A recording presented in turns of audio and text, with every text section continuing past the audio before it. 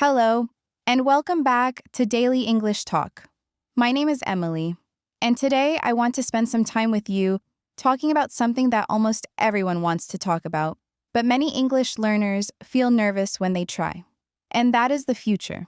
Talking about the future in English can feel confusing at first, not because the idea of the future is difficult, but because English gives us many different ways to talk about it. And when learners see this, they often think, why is this so complicated? But the truth is, in real life, it's not complicated at all.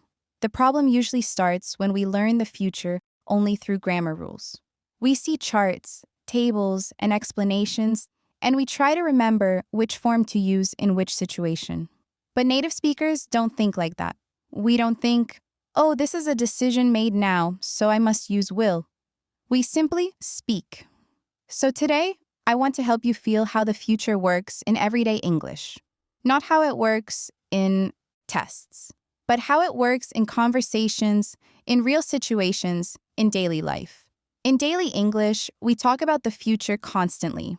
We talk about what we're doing later, what we're planning this weekend, what we hope will happen, what we're worried about, and what we might do one day. Sometimes these plans are clear, sometimes they are not. And English allows space for all of that. Let me start with something very important. In everyday English, the present is often used to talk about the future. And this surprises many learners. For example, someone might ask me, "What are you doing tomorrow?" And I might answer, "I'm working tomorrow," or "I'm meeting a friend." Grammatically, this is the present continuous. But in real life, no one thinks about grammar here. The time word tomorrow already tells us it's the future. In my own life, I use this form all the time. I might say, I'm recording a podcast later, or I'm having dinner with friends tonight, or I'm traveling next month. These sentences sound natural because the plans already exist. They are part of my schedule. Learners sometimes feel unsure and ask, "But Emily, why not say, I will work tomorrow?" And the answer is simple. You can say it, but it sounds a little less natural in everyday conversation. I will work tomorrow sounds more like a formal statement. I'm working tomorrow sounds like normal life. Now let's talk about will, because this is usually the first future form learners know. In real life, we use will mainly when we decide something at the moment of speaking. It's spontaneous. It's a reaction. Imagine this situation. You're sitting with a friend and they say, "I'm really hungry." You didn't plan anything, but you answer, "I'll make some food." That's will. I use this form many times a day without thinking.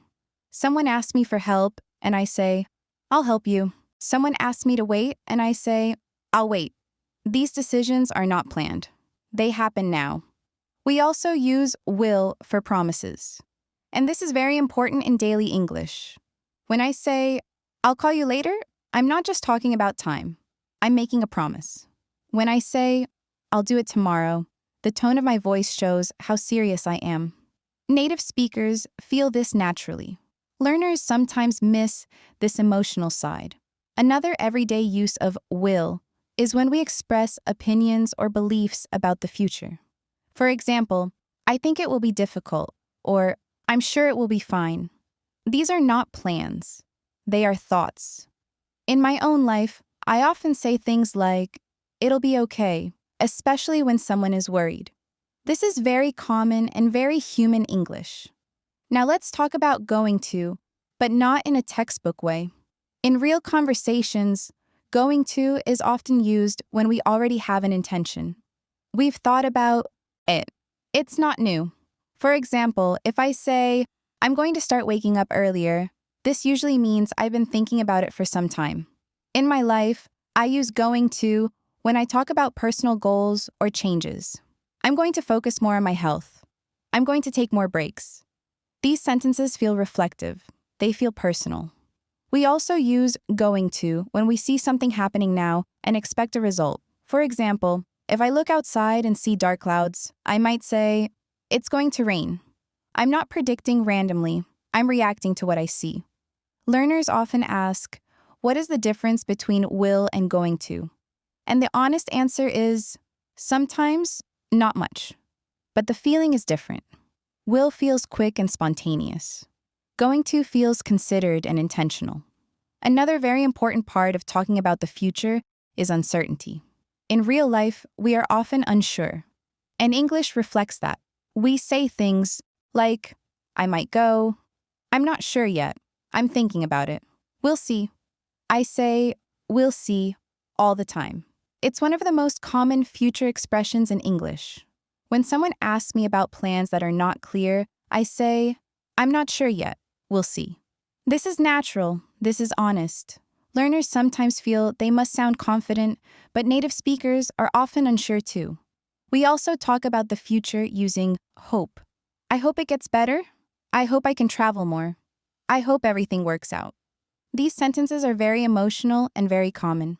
In my daily life, I use hope when I talk about things I can't control. Talking about the future is not only about plans. It's also about dreams and worries. We say, one day I want to, or I worry that. These are soft expressions. They don't force certainty. As you can see, talking about the future in English is not about choosing the right tense. It's about choosing the right feeling. And as we continue, we'll go deeper into long-term plans, future habits, future routines, and common mistakes learners make when they try to talk about the future too rigidly.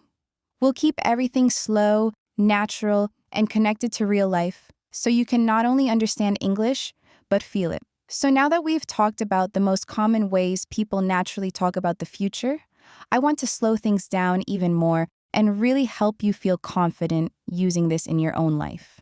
Because understanding is one thing, but speaking is something else. And many learners understand future forms, but freeze when they have to actually use them. One of the biggest problems I see with learners is that they try to speak about the future in a very perfect way. They want every sentence to be grammatically ideal. And because of that, they hesitate, they stop, they overthink. But real English is not perfect. Real English is flexible. Let me give you an example from my own life.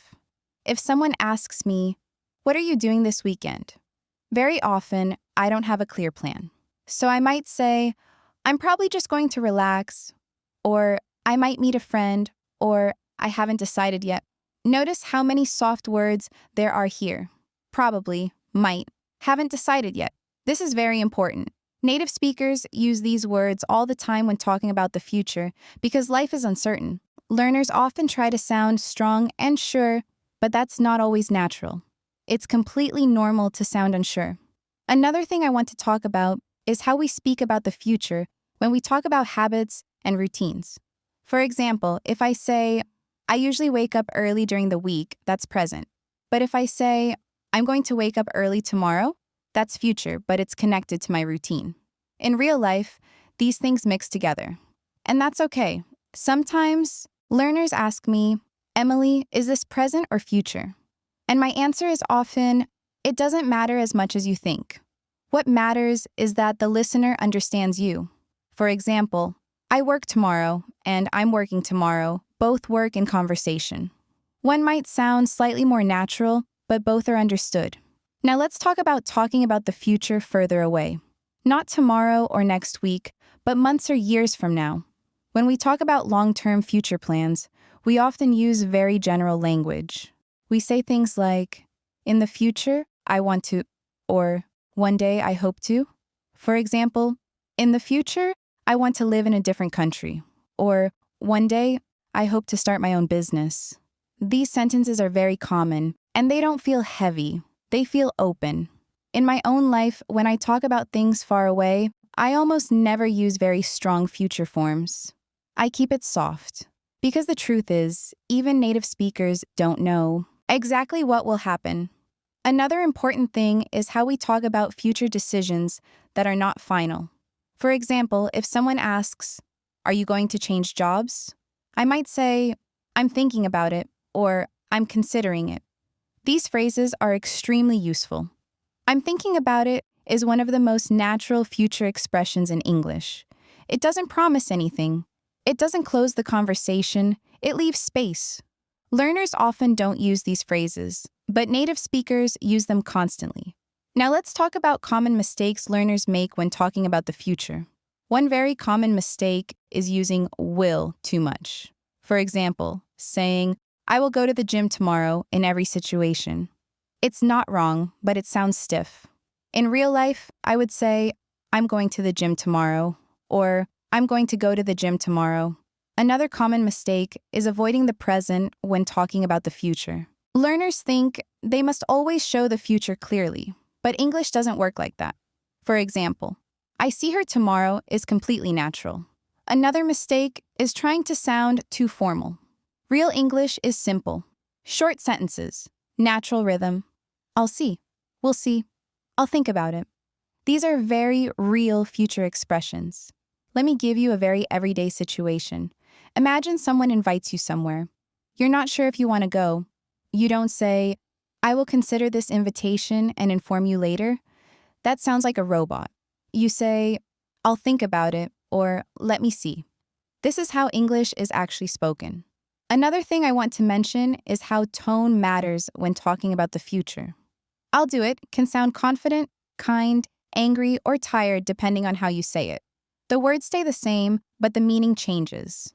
That's why listening is so important. You need to hear how native speakers use these forms in different emotional situations. Talking about the future is also very connected to feelings. We say things like, I'm excited about it, or I'm nervous about it, or I'm not looking forward to it. These expressions are often more important than the tense itself. For example, I'm starting a new job next month and I'm really excited. The future tense is simple, but the emotion carries the meaning. When I think about my own English, I realize that most of the time, I don't even notice which tense I'm using. I notice how I feel about the future. And that's what I want for you. I want you to stop asking yourself, which tense is correct, and start asking, what do I want to say? How do I feel about this? If you can do that, your English will sound more natural immediately. Before we finish, I want to say something very important. You don't need perfect grammar to talk about the future. You need clarity and confidence. If you say, tomorrow I go work, people will still understand you. Of course, you want to improve, but communication comes first. And the more you listen to natural English, the more natural your future expressions will become. That's why this podcast exists, to help you hear real English, spoken calmly, naturally, and honestly. If you want to keep improving your English in a relaxed way, listening a little every day, make sure to subscribe to Daily English Talk. New episodes are created especially for learners like you, so you can feel more confident speaking English in real life. Thank you for listening, and I'll talk to you again very soon.